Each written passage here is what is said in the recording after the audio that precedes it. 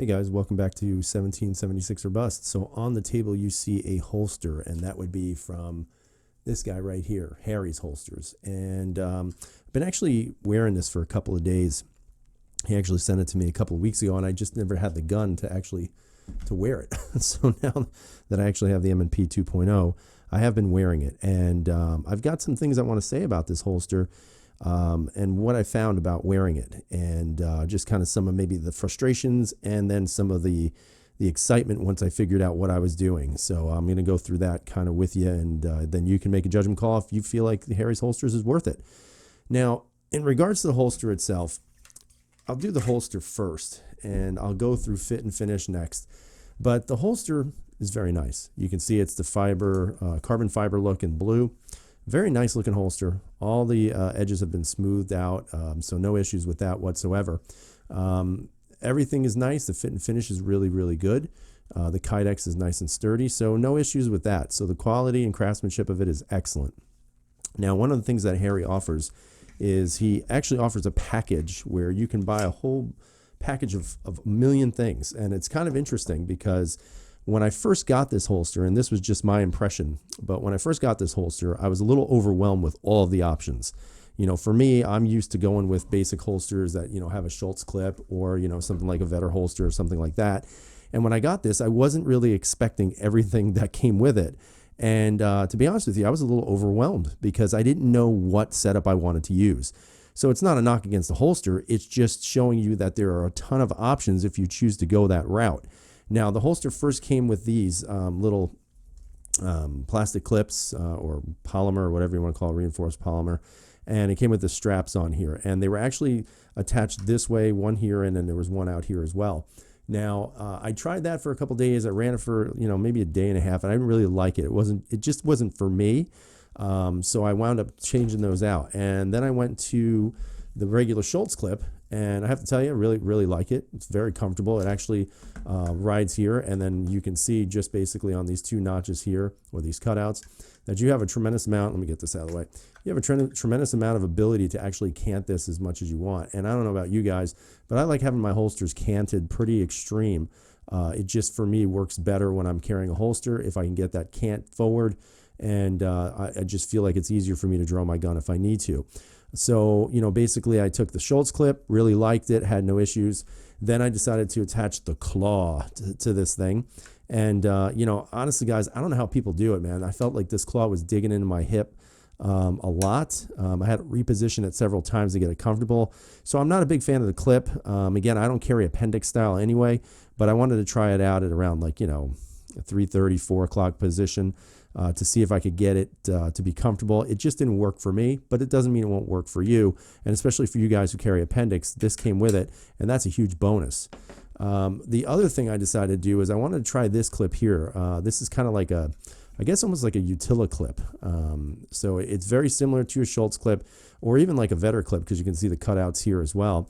But one of the things you'll notice is that it is angled. So when you actually wear it and you put it on your belt, the clip will actually force the gun to hug your body a little bit tighter.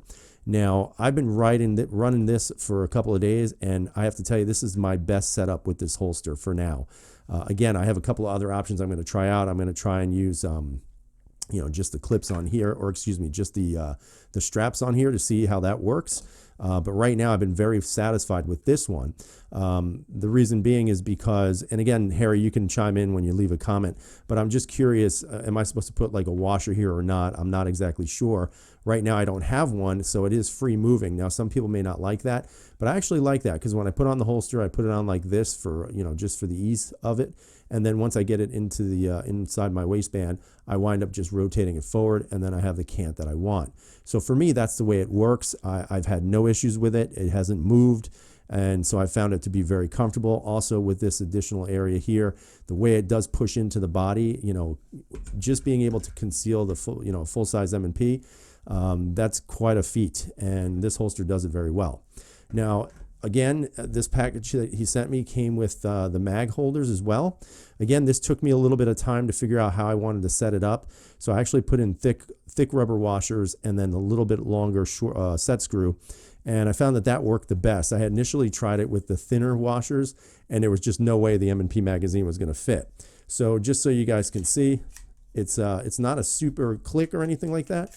And you can see it does fall out. So it's going to take me some time to kind of toy around with this a little bit. And I think that's something you guys should be aware of, that if you're going to go with this holster, and I'm not saying this as a negative thing, I'm saying this as a positive thing, that you're going to have to really just kind of tweak it to the way you want it. And once you do that, once it's set in place, and as you can see, I'm tweaking the screws right now, making them a little bit tighter.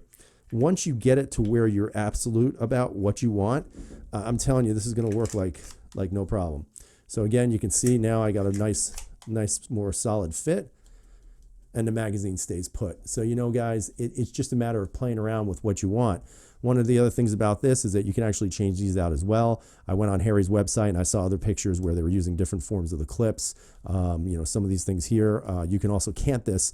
So I can actually drop this way and then have it cant forward, which is actually pretty cool as well. So, you know, again, it's definitely workable. It's definitely usable. And I actually like it. I like having the ability to customize the tightness, the way it fits, you name it. And not to mention, I can use this for other magazines as well. So that's pretty cool. Again, you can see a lot of the parts that came with the kit. And again, that's why I said when I first opened this bad boy up, I was a little bit overwhelmed with exactly how much stuff was in here. And, you know, again, I'm still trying to play around with certain combinations to see what works best and to see if I come up with something a little bit different that maybe I didn't think of initially. Other than that, the holster's been riding great. I've had no issues with it. Like I said, even with this clip being a little bit free, it hasn't moved, it hasn't marred up the gun on the inside, so the cutouts on the inside are very good.